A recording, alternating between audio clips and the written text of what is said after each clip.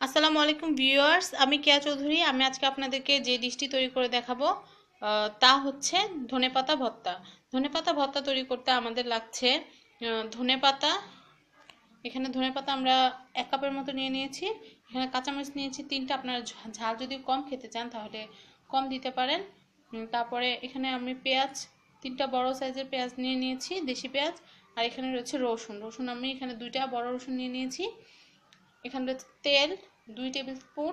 আর এখানে রয়েছে সল্ট পরিমাণ মতো। তো ভিউয়ার্স, আমরা উপকরণগুলো আপনাদেরকে দেখিয়ে দিলাম, তারপর আমরা ডাইরেক্ট কুকিং প্রসেসে চলে যাব। চলুন তাহলে আমরা কুকিং প্রসেসে যাই। ভিউয়ার্স, আমরা কুকিং প্রসেসে এসেছি। আমরা আমাদের একটা প্যান নিয়ে নিয়েছি। আমরা প্যানের ভিতরে অয়েল দিয়ে নিব। আমাদের তেল, আমরা তেল দিয়ে নিলাম। এখন আমরা তেলের ভিতরে আমাদের পেঁয়াজ যা আছে পেঁয়াজ আমরা ভাজতে দিয়ে দেব।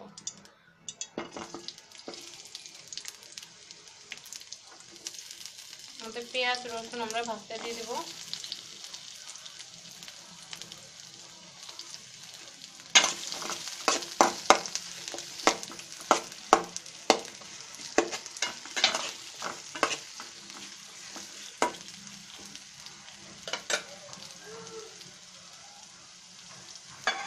আমরা তেল সম্পূর্ণটা দিয়ে দিলাম। তারপর আমরা আমাদের কাঁচামরিচ থেকে আমি 3টা কাঁচামরিচ দিয়ে নিলাম। দিয়ে আমরা সুন্দর করে একটু ভেজে নেব।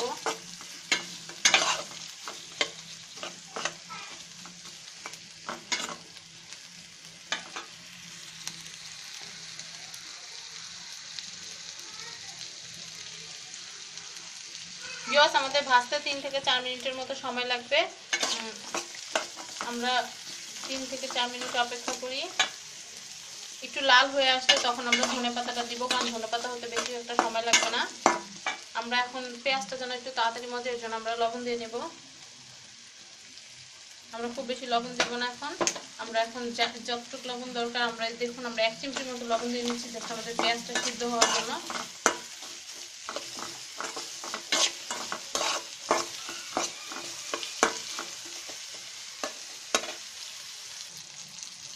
ভিউয়ার্স, এখন আমি আমার একটা ট্রিক বলছি। ধনেপাতা ভর্তার ভিতরে যদি আমরা 1 চিমটি জিরা দিয়ে দিই, তাহলে ধনেপাতার যে ভর্তাটা ওটার স্বাদটা আরও দ্বিগুণ বেড়ে যায়। জাস্ট 1 চিমটি, এটা একটা ম্যাজিক। ভিউয়ার্স, আমাদের ইটা একটু নরম হয়ে এসেছে। আমরা এখনই ইটা দিয়ে দিব, আমাদের ধনেপাতাটা এখন দিয়ে দিব। তারপর আমরা আস্তে আস্তে এটাকে রান্না করে নেব।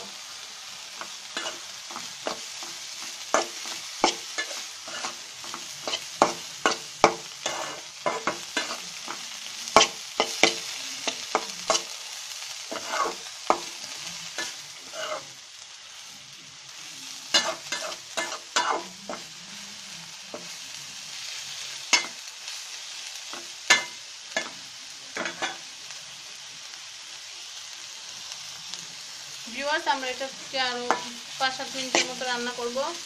অল্প আছে, আমরা জাল বাড়িয়ে দেবো না, তাহলে পুড়ে যেতে পারে।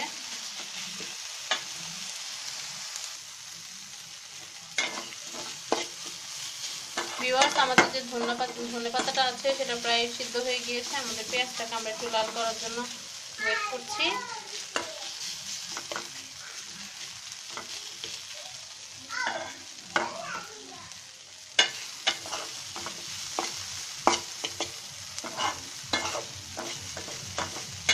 ভিউয়ার্স, আমরা যখন এই ধনেপাতাটা যখন বেটে নেব, তখন আমরা লবণটা চেখে নেব। যদি কারো লবণ, আমরা প্রথমে জাস্ট 1 চিমটি লবণ দিয়েছি, কিন্তু আমরা যখন বেটে নেব তখন আমরা স্বাদ মতো লবণ দিয়ে নেব।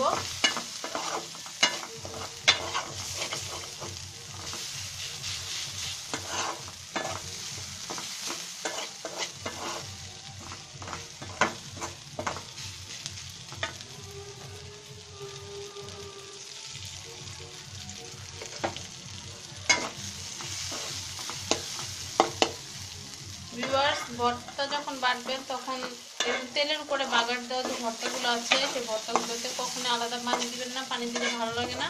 আর এর জন্য তেলটা আমি প্রথমে একটু বেশি দিয়ে নিয়েছি। এই যে তেলটা আছে এই তেলটার উপরে আমাদের ভর্তাটা করবো, তাহলে অনেক সুস্বাদু হবে।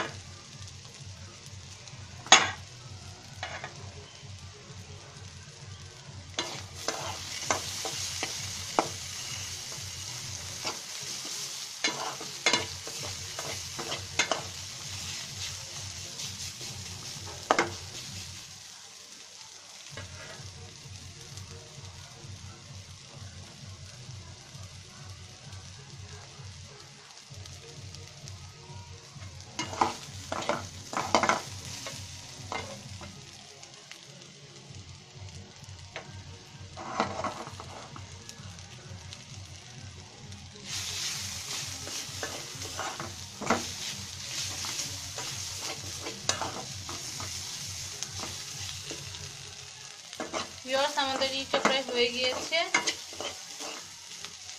এখন আমরা এটাকে বেটে নেব আমাদের ধনেপাতা ভর্তাটা। তাহলে এই যে আমরা পেঁয়াজ দিয়ে রসুন দিয়ে যে আমরা বাগার দিলাম, আমরা এটা বাগারটাকে বেটে নেব, তাহলে তৈরি হয়ে যাবে আমাদের সুস্বাদু ধনেপাতা ভর্তা।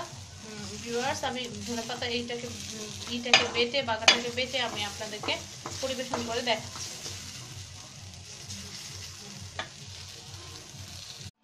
ভিউয়ার্স, আমরা আমাদের যে বাগারটা আমরা বেটে নিয়েছি, এখন দেখুন তৈরি হয়ে গিয়েছে আমাদের মজাদার ধনেপাতা ভর্তা।